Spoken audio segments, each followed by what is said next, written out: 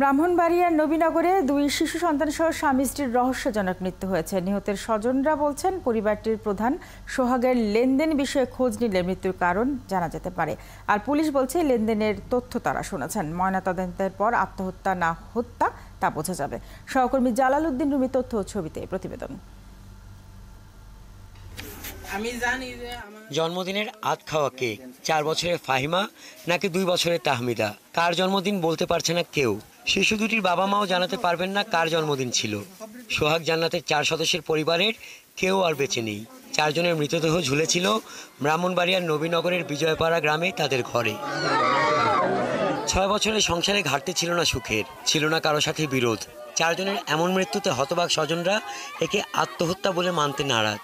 মারা যাওয়া গৃহবধূ জান্নাতের বড় বোন জানান, সৎ মায়ের কাছ থেকে টাকা ধার নিয়েছিলেন সোহাগ। এছাড়া ছোট ভাইকে বিদেশে পাঠানোর জন্য আরো এক জায়গা থেকে টাকা ধার নিয়েছিলেন। প্রত্যেকের কাছে শুনতেছি তার স্বামী স্ত্রীর মিল মহব্বতে চলছে।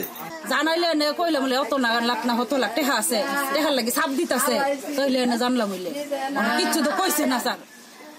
না কয়া আমার কলজাড়ি টুরাড়ি কেড়ে মারলো, কেড়ায় কাম করলো। কিছু লেনদেন করতে পারে, ঋণের চাপে এরকমটা হয়েছে নাকি মানে পারিবারিক ভাবে কোনো জায়গা ঝামেলা ছিল বলতে পারি না। আমরা চাই আইনের মাধ্যমে সঠিক বিচার তদন্ত নিয়ে রিপোর্ট।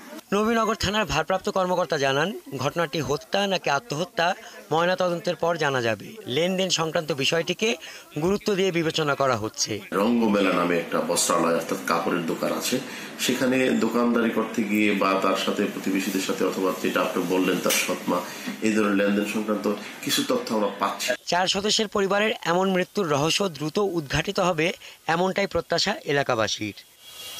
হাসান আহমেদ, 71।